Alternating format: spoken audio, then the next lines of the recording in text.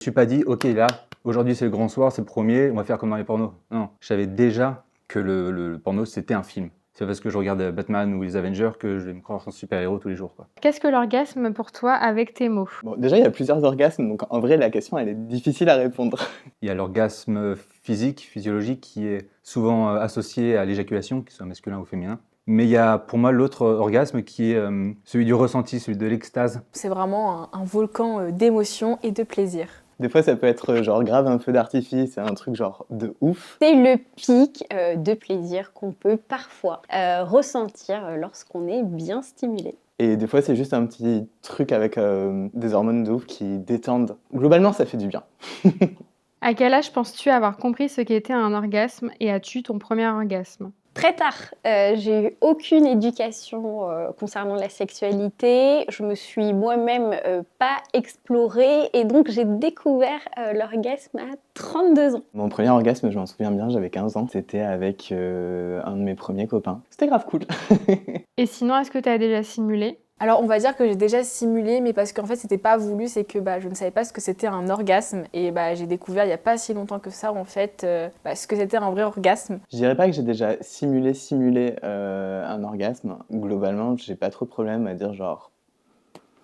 Bon, pas terrible, voilà, c'est pas grave, on peut aussi faire des câlins et voilà, c'est cool aussi. Oui, je l'ai fait pour rassurer, pour parfois que ça dure moins longtemps, c'est moche, mais voilà. Je pense que ça m'est déjà arrivé d'exagérer un chouïa, mais limite presque pour moi en fait, genre en mode ça motive. Et puis aussi parfois, pour pas être dans la culpabilité de ne pas réussir à avoir cet orgasme. Est-ce que tu penses que les films, les livres et même le porno ont influencé ta perception, tes attentes et même la compréhension de l'orgasme? Je pense que fatalement on se construit une idée de ce qui est les relations sexuelles, même l'amour ou les orgasmes, en fonction de la culture, quelle qu'elle soit papier, vidéo ou même ce qu'on entend des discussions. Et quand je parle de culture, il y a le porno, mais aussi toutes les représentations qu'on a. Dans les films pour adultes, on a l'impression qu'une simple pénétration va donner un plaisir incroyable, que forcément ça passe par des vocalises assez impressionnantes. Et du coup, voilà, on n'a pas l'impression que c'est tout un chemin, une ambiance, un climat aussi bien sûr de confiance et de consentement. Donc voilà, on passe un peu à côté à cause des films pour adultes. Réellement on sait que les films, les séries, etc. Ce n'est pas la vraie vie. Tous les 3 cuts, en fait, les mecs et les meufs sont mis une pause et en fait, on sait que c'est pas la vraie vie. Du coup, comme j'avais déjà ce recul très tôt, j'ai pu me déconstruire les idées reçues du porno avant même que ça ait un impact sur ma vie sexuelle. Bien sûr, il y a des personnes aujourd'hui, par exemple les hommes mais aussi les femmes, pensent que le porno est égal à la vraie vie, mais en fait non. Un orgasme, hop, c'est pas comme ça qu'on peut l'avoir, il faut du temps et il faut beaucoup de communication.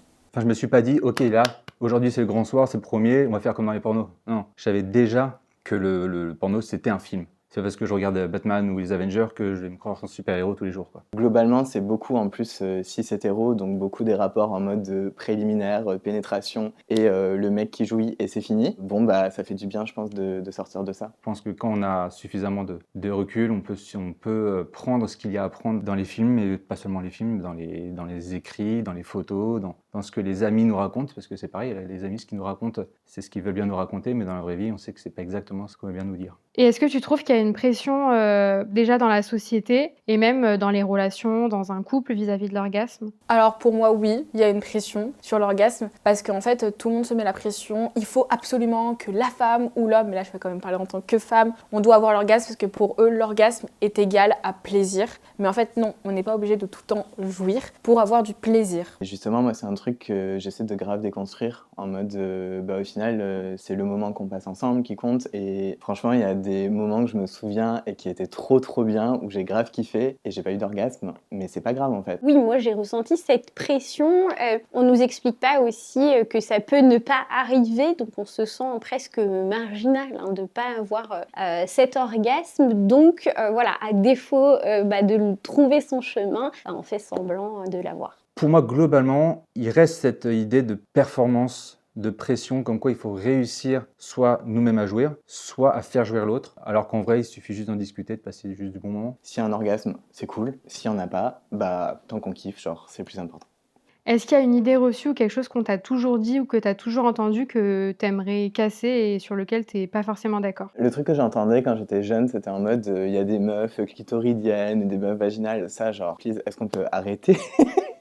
Genre, je pense qu'on a tous intérêt à genre comprendre un peu les bases de l'anatomie. L'un des points importants de l'orgasme, c'est qu'il n'y en a pas un, mais qu'il y en a plusieurs et déjà plusieurs par personne. Si on n'a pas d'orgasme, c'est pas qu'on est cassé, qu'on fonctionne pas. C'est uniquement parce qu'on nous a pas appris à le trouver, qu'on nous a pas stimulé aussi correctement et parfois qu'on n'a pas osé communiquer avec son ou sa partenaire sur le fait que c'était pas si foufou que ça. Je peux avoir différents types d'orgasmes, ma partenaire peut avoir différents types d'orgasmes. Ça va dépendre du moment, ça va dépendre de ce qu'on fait, de ce qui est fait, et qu'il ne faut pas s'attendre à ce qu'il y ait une seule réaction. Tout ça, c'est des stéréotypes liés à la culture et même souvent au male gaze.